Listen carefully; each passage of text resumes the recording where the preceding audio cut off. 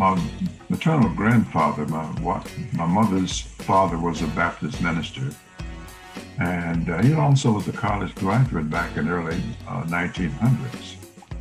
And as a minister, he was also an artist, and he would sketch biblical scenes on a chalkboard to keep us interested in class. And so from then on, I think it was more or less a basic challenge for me and other boys and young girls in the class when I tried to do what he did. And so that was my main source of inspiration. I think it also was part of a genetic inheritance because a number of his siblings were also artists and they were inventors and that kind of thing. So it was a real challenge for me to watch my uncles and even my mother, who was a seamstress, to sketch designs for clothes that she created. And those she did not create, she also would say go down, use the term downtown, to look in the shop and the windows and see something she liked. She'd come back and sketch it, and she began to make it from scratch. And so I thought that was a unique experience for me growing up as a youngster. But my maternal grandfather certainly was the one who inspired me to pursue art as a challenge, not necessarily as a career.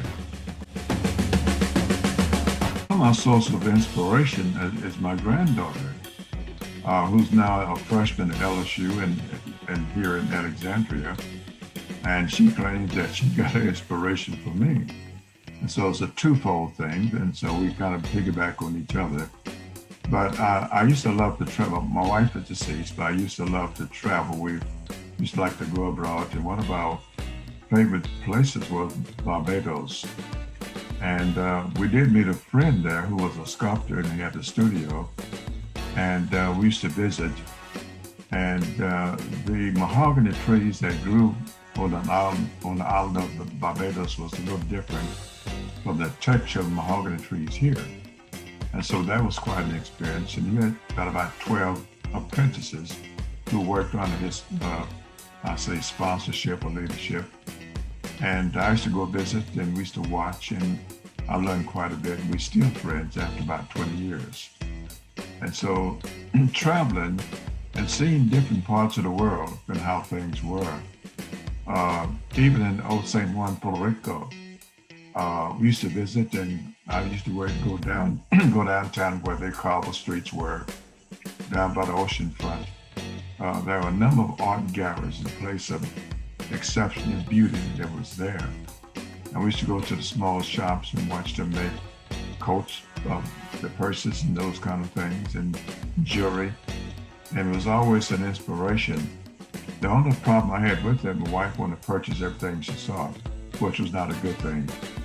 But other than that, it certainly was inspiring, and we loved to travel. We went practically everywhere you can name. But one of the places that we always found that was exceptional was Louisiana. That was home, and we loved to return back home after a visit. Things I would encourage them to do, and I've taught numerous young people.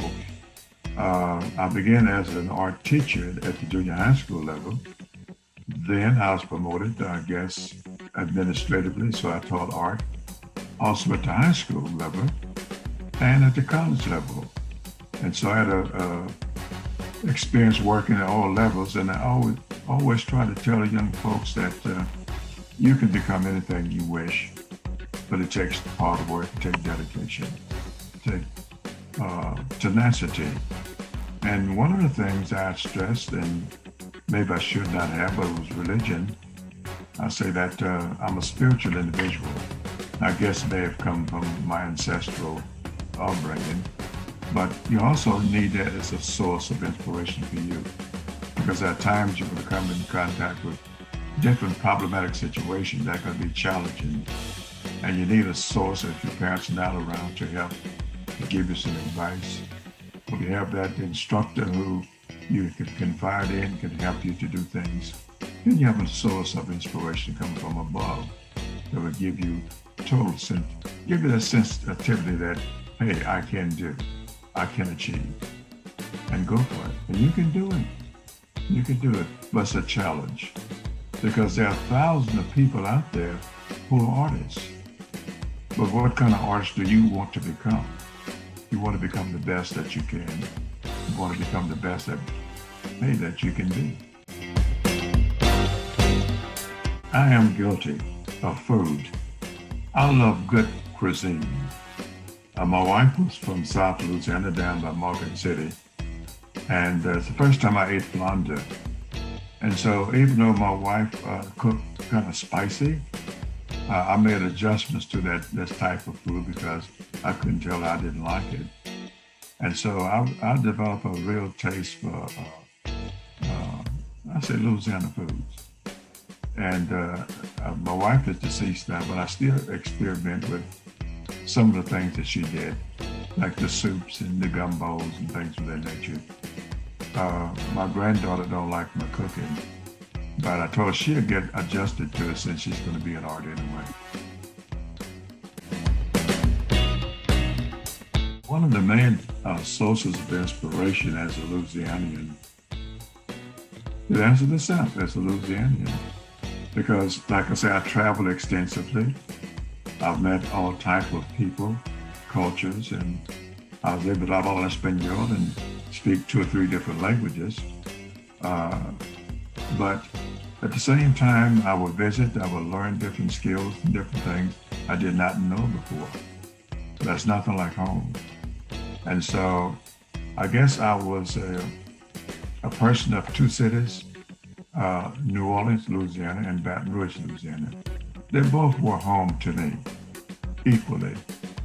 And there was a certain nuance about returning to New Orleans and walking through the French quarters, just walking around and getting the smell of the food. And, it's such a wonderful feeling to be back there.